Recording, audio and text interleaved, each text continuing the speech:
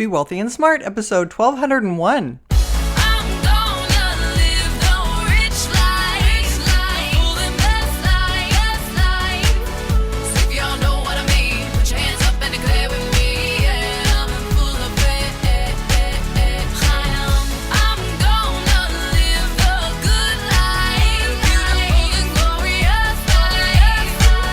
Step into a world of wealth and financial freedom without budgets, boredom, or bosses on Be Wealthy and Smart.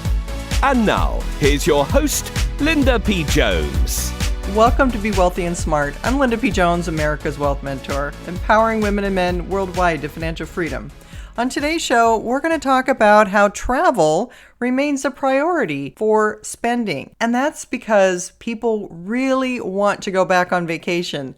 They've been stuck at home for all this time during the pandemic. Other things have risen in price, but travel and vacation and getting to a new place, a new resort, a new location on the beach or somewhere exciting remains a priority for people. And I totally understand that. But it's not inexpensive because domestic airfare is still very expensive, although not as much as international flights are, which are up sharply from 2019 and last year. But since the end of the pandemic and those entry restrictions in certain countries, international travel has been especially strong. So that's what we're going to talk about today. While some people are shying away from purchasing a new home or doing remodeling projects or buying more clothing, some of that due to prices going up and others because interest rates have gone up, the one thing that U.S. consumers are not giving up is their vacations.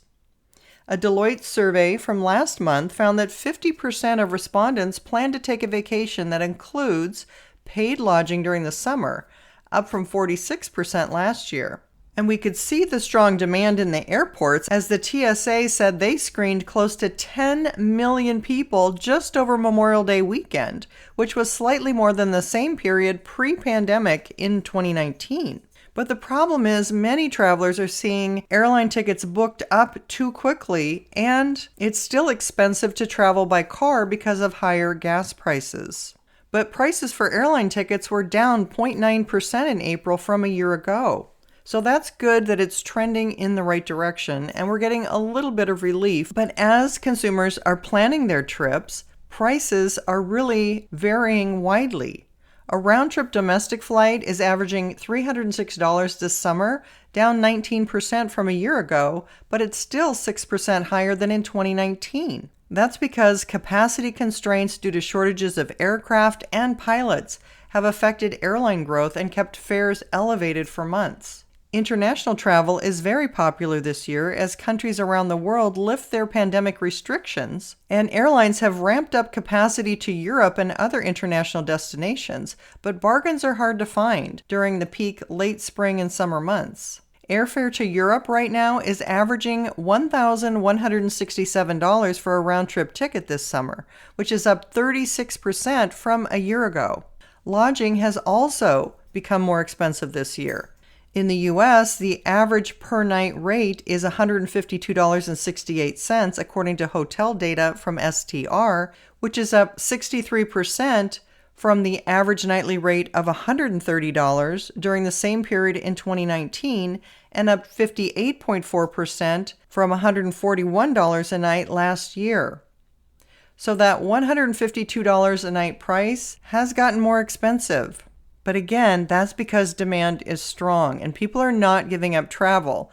They're doing without other things, and the main area that people are doing without is eating out in restaurants. We're seeing less people go out for dining and saving that money and putting that toward travel. But there's also some differences in where people are traveling. So nightly hotel rates in Maui, Hawaii have increased more than 53% since 2019 to $535 a night, which is the biggest percentage increase in the U.S., according to STR. Meanwhile, hotel rates in San Jose and Santa Cruz in California were down nearly 17% over 2019 prices to $171 a night, as business travel in tech and other sectors still haven't recovered to pre-pandemic levels. Some other cities with high price changes: Besides Maui include Kauai, which has increased 48% in price. Greensboro, Winston-Salem, North Carolina has increased 47% in price. Palm Beach, Florida, 43% more expensive. And Sarasota, Florida, 43% more expensive. Some of the areas where prices haven't gone up as much include the New Jersey Shore, which has only increased 4%, Portland, Oregon, that has only increased 3%, Oakland, California, which remains the same price that it's been, San Francisco and San Mateo have declined by 2% in price, and San Jose and Santa Cruz, as I said, have been down 17% in price. So what's really interesting is luxury resorts are getting booked 2 years in advance, according to Kobe Guerrero, a Caribbean travel specialist in Raleigh, North Carolina. She also said some customers could find cheaper rates and fares booking in September and October for Northern Caribbean, but that comes with a risk of possible hurricanes that could ruin your whole vacation, so that's not a good strategy. One thing you can do is control the days that you fly, and by coming back midweek instead of at the end of a weekend, you might be able to trim a little bit of cost off of your airline ticket. So while inflation continues to strain some household budgets, consumers continue to make vacations a priority. You definitely want to take some time for yourself, some relaxation, look after your health, and that means taking some time away to rest and relax and recharge your batteries. That's a good plan, and that's being wealthy and smart. If you haven't yet subscribed to Be Wealthy and Smart, please hit the subscribe button, and you'll be notified as soon as new podcasts are available. And all of my podcasts are available on my website at lindapjones.com/podcasts. That's all for today. Until next time, live the good life and be wealthy and smart. Thank you for listening to Be Wealthy and Smart with Linda P. Jones. Share the wealth and tell your family and friends about the show. Check out our website, blog, and social media for more riches at www.bewealthyandsmart.com.